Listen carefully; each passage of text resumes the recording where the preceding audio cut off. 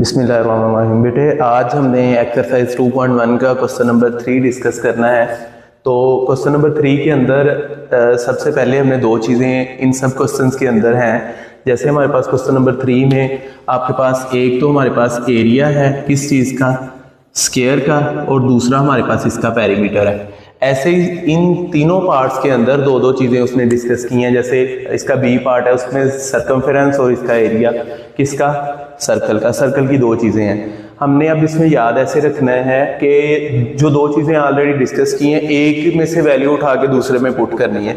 उसमें सबसे पहले हमें the area A of a square, square का area as a function of its perimeter P. Perimeter क्या होता है कि सारी साइड्स का सम। स्क्वायर क्या है, स्क्वायर में सारी साइडें सेम होती हैं। अगर सारी साइडों का सम हम लें x plus x plus x plus x तो हमारे पास 4x बनता है। एक और फॉर्मूला भी है इसको एक्सप्लेन करने का कि हम पेरीमीटर में 4 मल्टीप्लाई बाय साइड कर दें तो देन उसका हम पेरीमीटर फाइंड आउट कर सकते हैं। तो हमने क्या किया, let x be a side के x, स्क्वायर की कोई भी साइड सारी की सारी हमारे पास कौन सी है, x। स्क्वायर का फॉर्मूला क्या है, एरिया का। एरिया ऑफ अ स्क्वायर हमारे पास है लेंथ मल्टीप्लाई बाय विड्थ। तो सिंपल हमारे पास x और x है, x स्क्वायर बन गया। देन हमारे पास दूसरी चीज है जी पेरीमीटर। पेरीमीटर मैंने जैसे आपको पहले बताया कि पेरीमीटर होता है सारी साइड्स का सम। सारी साइड का सम लें तब भी 4x आता है, या हम दूसरा फॉर्मूला इसमें यूज कर ले 4 मल्टीप्लाई बाय साइड तो 4x। उसके बाद पेरीमीटर में से हमने वैल्यू फाइंड आउट करना है x की। 4 इधर मल्टीप्लाई हो रहा है, दूसरी साइड पे जाके डिवाइड हो गया। पेरीमीटर में से जो हमने x की वैल्यू एलिमिनेट की है देन वो हमने एरिया वाले में पुट कर देनी है। तो हमारे पास जो एरिया है a is equal to P square by 16, वो हमारे पास इसका रिक्वायर्ड सोल्यूशन है सारे के सारे क्वेश्चन का। ऐसे ही हम पार्ट नंबर बी पे आते हैं। इन सब क्वेश्चन में एक याद रखने का ट्रिक ये भी है कि जो दो चीजें हैं दो में से एक की वैल्यू उठा के दूसरे में पुट करनी है। जैसे इसमें हमारे पास है एक तो सर्कमफेरेंस है और दूसरा एरिया है। किसका एरिया है, हमारे पास सर्कल का। हमने एक सर्कल ड्रॉ किया। सबसे पहले हमें पता होना चाहिए कि हमारे पास सर्कल की सर्कमफेरेंस क्या है। सर्कमफेरेंस होती है हमारे पास बाहर वाली लाइन। जैसे हम किसी भी ग्राउंड की बाउंड्री लाइन को देखें, एक कबड्डी का ग्राउंड है, कबड्डी के ग्राउंड की जो बाउंड्री लाइन है वो सारी की सारी उसकी सर्कमफेरेंस कहलाती है। अच्छा जी, सर्कमफेरेंस का फॉर्मूला हमारे पास होता है c is equal to 2 pi r। तो रेडियस क्योंकि हमने लेट किया हुआ है x, इस वजह से हमने जो यहाँ पे फॉर्मूला पुट किया यानी कि 2 पाई r। अब रेडियस हमारे पास क्या था x, हमने रेडियस की जगह पे उसकी वैल्यू पुट कर ली। दूसरा हमारे पास area of a circle. Area of a circle का फॉर्मूला क्या होता है, is equal to pi r square, pi r square.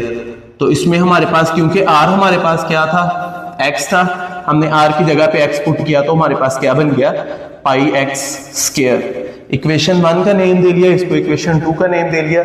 इसके बाद हमने x की वैल्यू एलिमिनेट करना है। तो x की वैल्यू इधर से एलिमिनेट की तो 2 पाई इधर मल्टीप्लाई हो रहा था, इधर आके डिवाइड हो गया। x की वैल्यू हमारे पास क्या आ गई, c बाय 2 पाई। तो x की वैल्यू उठा के हमने जिसमें से हमने वैल्यू एलिमिनेट करनी है ना, उसके अलावा जो हमारे पास दूसरी इक्वेशन है हमने उसमें उसकी वैल्यू पुट करनी है। ये तीनों क्वेश्चनों का रूल है। x की वैल्यू हमारे पास आ गई c बाय 2 पाई, हमने पुट की इक्वेशन 2 के अंदर तो हमारे पास आ गया जी पाई इंटू एक्स की जगह पे आ गया c बाय 2 पाई का स्क्वायर।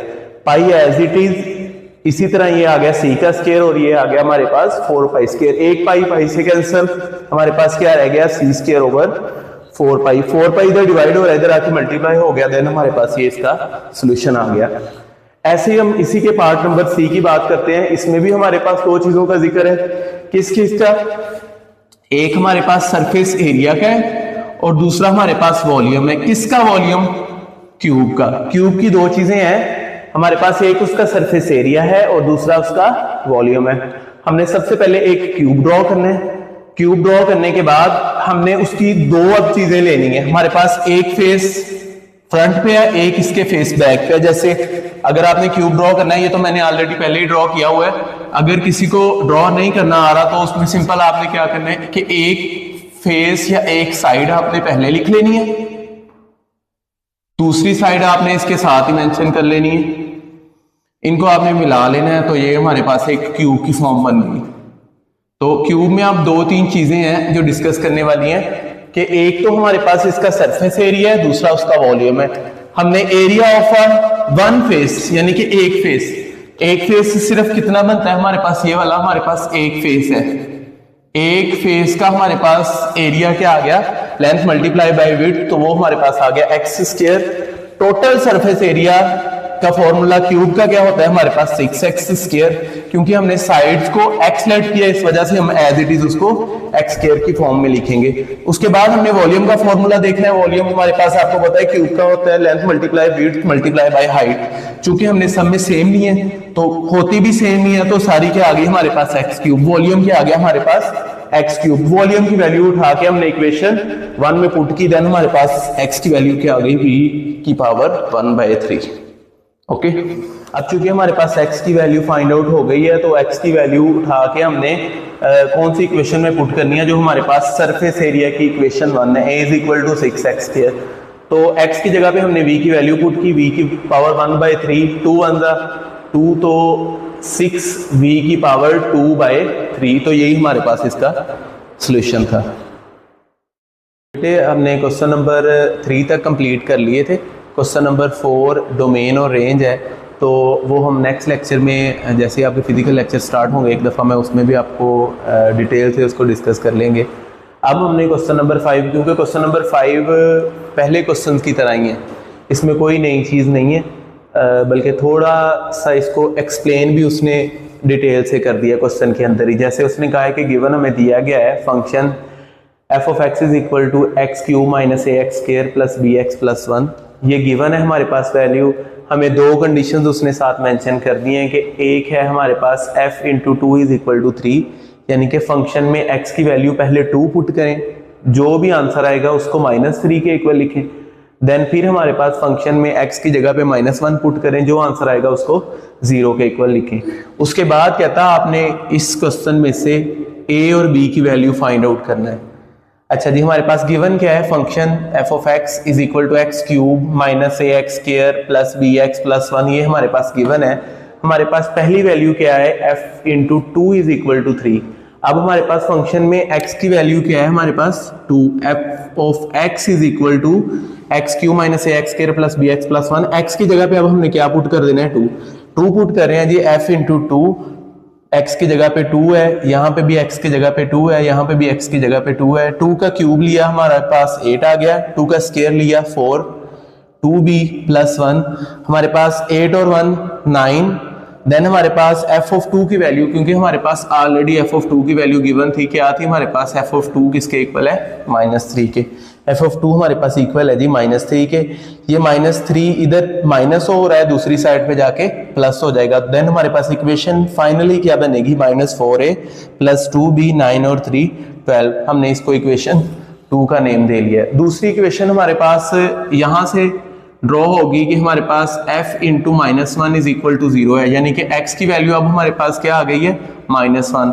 उसी हमने फर्स्ट वाली इक्वेशन में पुट कर देना है, x की जगह पे -1, जहां जहां पे x है वहां पे -1। यहाँ पे देखें x की जगह पे क्या आ गया, -1, यहाँ पे भी x है, x की जगह पे -1, यहाँ पे भी x है, -1 का स्क्वायर, यहाँ पे भी x है, यहाँ पे भी -1। -1 का क्यूब आपको पहले मैंने बताया था कि माइनस की पावर जब इवन होती है तो उसका आंसर प्लस आता है, माइनस की पावर जब ऑड होती है तो उसका आंसर माइनस आता है। यहाँ पे क्या थी, माइनस की पावर ऑड, उसका आंसर क्या आ गया, माइनस।